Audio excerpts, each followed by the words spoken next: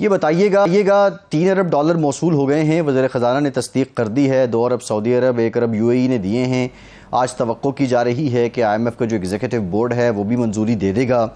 सवाल हमारा ये है कि ये 9 महीने का स्टैंड बाय प्लान है, लेकिन अगले 4 महीने में ये हुकूमत हो या निगरां हुकूमत हो, क्या हम उन लोगों को, इन्वेस्टर्स को, कारोबारी लोगों को इतना इनकरेज पाएंगे कि हमारे पास कुछ अपने इन्वेस्टमेंट यहाँ पे आ जाए या हमारी एक्सपोर्ट्स बढ़ जाएं ताकि ज़र मुबादला के जो ज़खायर हैं उनमें कोई इंडिजिनस मूव आ जाए?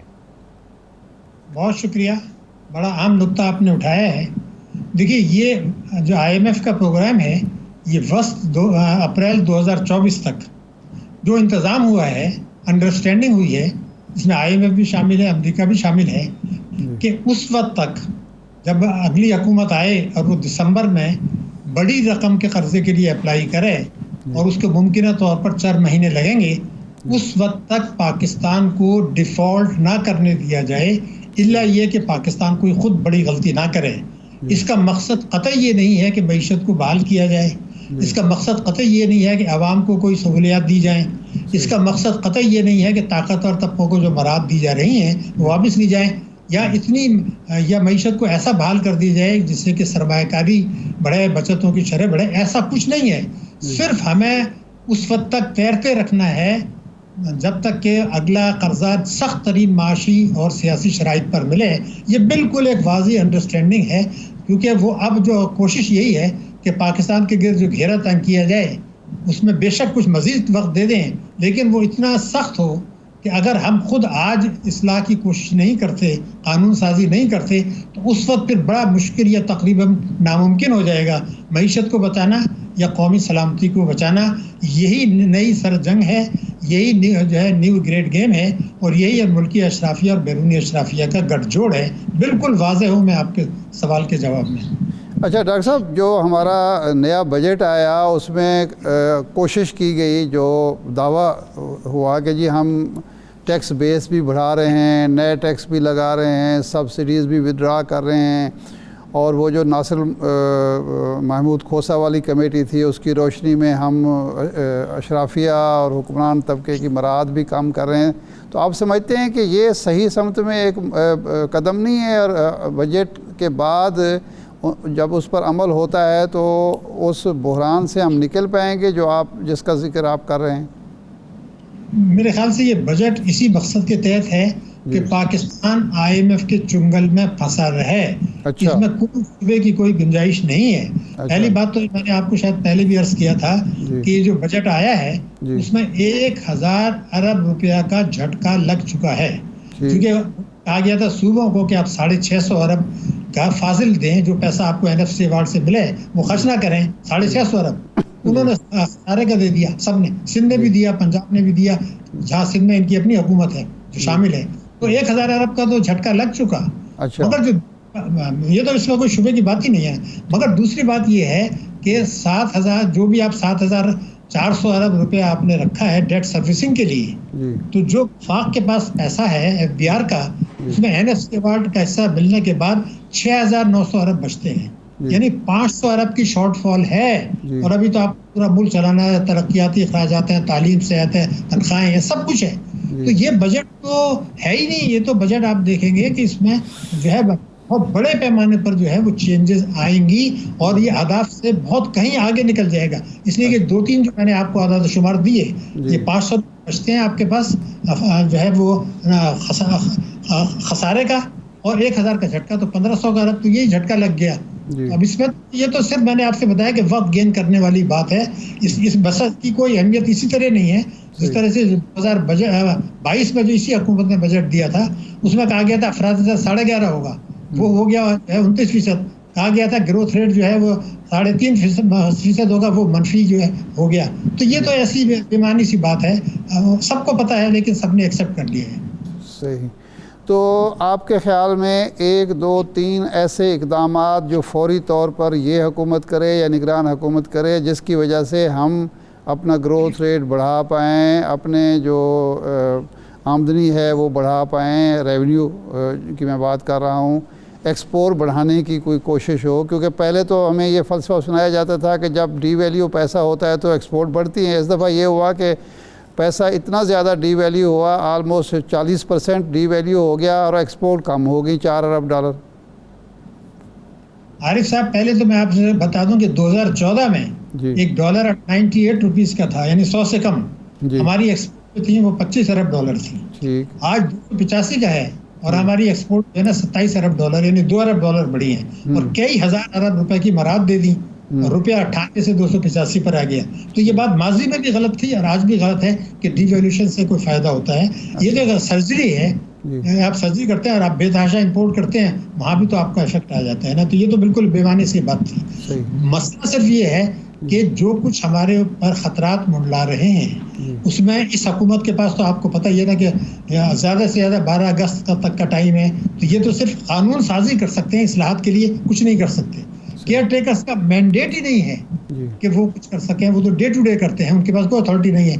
अगली हुकूमत जो आएगी वो आते ही IMF के पास चली जाएगी और फिर वहाँ से जो है वो फैसले आएंगे कि अब आप ये करें, ये अवाम को कुछ लें, मईशत की शरह नमो को सुस्त करें। तो जो कुछ हो रहा है 1988 से स्ट्रक्चरल एडजस्टमेंट प्रोग्राम, वही अगले साल होगा। इल्ला ये वाहिद रास्ता कि आज की तारीख में इंतखाबात से पहले और नई हुकूमत के केयर टेकर के आने से पहले आप इस्लाहात को कानूनी शक्ल दे दें, कौमी सलामती कमेटी मिलकर। इस अलावा कोई रास्ता मौजूद नहीं है पाकिस्तान को डिफॉल्ट के खतरों से आगे चल के सलामती के खतरों से बचाने के लिए, जो रोज बरोज बढ़ रहे हैं। ये जो मोहलत मिली है, अच्छा इससे डॉक्टर साहब सवाल ये है, एक सवाल मुझे करने दें। अब्बास साहब, एक सवाल अंग्रेजी अखबार ने एक आर्टिकल पब्लिश किया, 2 साबिक सदूर हैं, एक मौजूदा है और एक साबिक सदूर है, बैंकर्स हैं, बड़े नुमाया बैंकर्स हैं।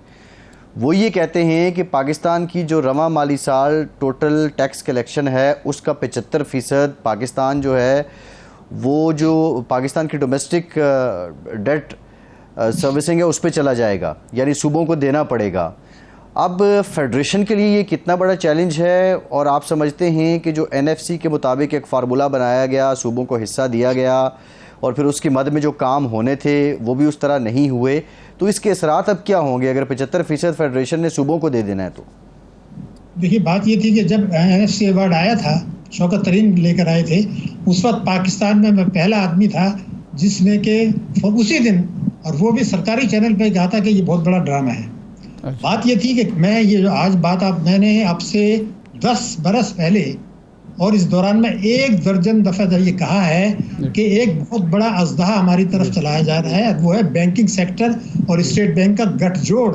देखिए, मैं बड़ी वाज़ेह बात कर रहा हूँ, ये इतनी ख़तरनाक बात है जिसको लोग शर्मा रहे हैं। बात ये है कि ये फैसला हुआ कि तिजारती बैंक जो हैं, जिनका काम सनत, तिजारत, ज़राअत को कर्जे देना है, वो ज़रा कम दें और हुकूमत को ज़्यादा कर्जे दें बजट खसारे के लिए, ताकि टैक्सों की चोरी रोकनी ना पड़े और शाना अखराजात ना करने पड़े। इसमें स्टेट बैंक शामिल था और IMF शामिल था। स्टेट बैंक ने बैंकों को पैसा दिया कि आप हुकूमत में सरमायाकारी करें और IMF ने ये कहा कि स्टेट बैंक से आप कर्जा ना लें। तो तमाशा जो हुआ, और ये मैंने आपसे बताया कि इतना खौफनाक बात थी और मैंने 1 दर्जन दफ़े से ज़्यादा ये कहा। उसके बाद तो दुनिया ने, हमने देखा कि पाकिस्तान से जो फॉरेन बैंक्स थी उन्होंने कहा भाई ये आप क्या तमाशा कर रहे हैं, ये तो कंट्री रिस्क है। तो आज आपको पता है कि बैंक ऑफ अमेरिका यहाँ से चला गया, चेज मैनहट्टन बैंक चला गया, इंडो स्विस चला गया और सिटी बैंक ने करना। सिर्फ 4 फॉरेन बैंक्स हैं। वो ये कहते हैं ये बहुत बड़ा कंट्री रिस्क है, ये तो डिफॉल्ट है। यही बात मैं कहता रहा हूँ शुरू से कि ये बड़ा खतरनाक खेल है। देखिए, 4 बैंक रह गई हैं, सब चली गई बात। 2 चाइनीज बैंक छोटी सी, एक सिटी बैंक जिन्होंने अपने आप को बहुत छोटा कर लिया, बंद कर दिया, और एक डोशे बैंक जो छोटा बैंक है। बाकी बारक्लेज बैंक, बड़ी बड़ी बैंक ऑफ अमेरिका सब चले गए। इसलिए कि आपने खेल जो शुरू किया वो इतना खतरनाक है कि ये जो आप फॉरेन डिफॉल्ट की बात कर रहे हैं, मैं तो ये कहता रहा हूँ कि ये जो डिफॉल्ट खुदा न खास्ता जिसकी तरफ हमें ले जाया जा रहा है, ये उस फॉरेन डिफॉल्ट से बड़ा है। ये आदत शुमार है, मैं आपको अभी बताता हूँ। और ये जब सिलिकॉन वैली फेलियर हुआ था तब भी मैंने कहा था ये ड्रामा क्या है। मैं आपको 2-3 फिगर दूंगा, सब वाज़ेह हो जाएगा। 2008 में आप चले जाइए, 2008 में 1000 अरब रुपए की इन्वेस्टमेंट थी, यानी हुकूमत को कर्जे थे, और 3000 अरब रुपए के निजी शोबे को थे, यानी 3 गुना ज्यादा निजी शोबे को थे। जब 2018 आया तो दोनों बराबर हो गए, 8,000 अरब, 8,000 दोनों। उस वक्त मैंने कहा था कि भाई मैं पाकिस्तान का इस वक्त सीनियर तरीन बैंकर हूँ। मैंने यूरोप में काम किया, सीनियर पोजीशंस में, मिडिल ईस्ट में किया, अफ्रीका में किया। मैंने कहा अपनी ज़िंदगी में मैंने नहीं देखा कि तिजारती बैंक इन्वेस्टमेंट ज़्यादा कर रहे हैं। तो 2022 जो है उसमें 12,000 तो आपने किया है कर्जे निजी शोबे को, सनत, तिजारत, ज़रात, और 18,000 आपने दे दिए हुकूमत को इन्वेस्टमेंट में। अगर कभी कुछ झटका लगता है तो ये बैंकिंग सेक्टर पे नहीं लगेगा, ये पाकिस्तान इन्वेस्टमेंट बॉन्ड्स, ये पाकिस्तान की कौमी बचतें और आपके म्यूचुअल फंड्स। इसलिए कि दुनिया ये कह रही है कि ये जो आपने 18,000 के कर्जे दिए हैं ये क्रेडिट रिस्क है। आप कहते हैं जो हमारी करेंसी में, अरे भाई आपकी करेंसी में नहीं है, ये इस पर वो फड्डा डालेंगे। मैं ये बात कहता रहा हूँ, बड़े अरसे से कह रहा हूँ।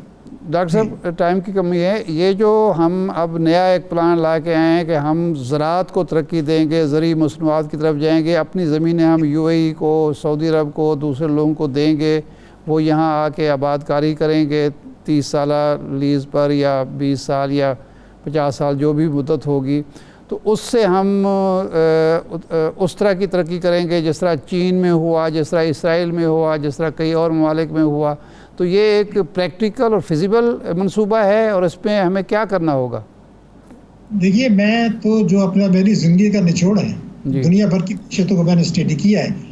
आपकी मीशत ठीक हो ही नहीं सकती जी जब तक आप GDP के तनासुब से टैक्सों की वसूली एक मुनसिफाना निज़ाम के ज़रिए नहीं बढ़ाते। नंबर 1, आप अपनी कौमी बचतें नहीं बढ़ाते GDP के तनासुब से, जो कि तेज़ी से गिरी हैं, और मुल्क की सरमायाकारी नहीं बढ़ाते। कुदरत का निज़ाम, अल्लाह ताला ये कहता है कि हम उस कौम की हालत नहीं बदलते जब तक खुद ना बदलें। अगर आप अपनी सरमायाकारी नहीं कर रहे, आप अपनी बचतें नहीं कर रहे, अपनी टैक्सों की वसूली नहीं कर रहे, तो आपने ही देखा कि जब 10 साल हो गए आपका CPEC का हुआ, तो आपके 5 वर्षों में तो ग्रोथ रेट 2.7% है, जो कि one of the lowest in the history of Pakistan. ये नहीं होगा। पहले आप अपना घर तो ठीक करें, उसके बाद फूल पत्तियां फल लगेंगे। अगर आपका तना ही नहीं है तो वो कौन सा दरख्त खड़ा होगा? सब कुछ हो सकता है। ये जो हमने कमेटी बनाई है इन्वेस्टमेंट के लिए, वो भी बड़ी अच्छी है, लेकिन वो भी कुछ नहीं कर सकती जब कि आप अपना घर ठीक करके कौमी बचतें, मुल्क की सरमायाकारी करते हैं और टैक्सों की वसूली और सरमाए के फरार को रोकते हैं, शान अखराजात को करते हैं, तालीम और सेहत को बढ़ाते हैं। ये ठीक कर लें तो सब कुछ हो सकता है, बहुत कुछ हो सकता है। भारत से हम टक्कर ले सकते हैं,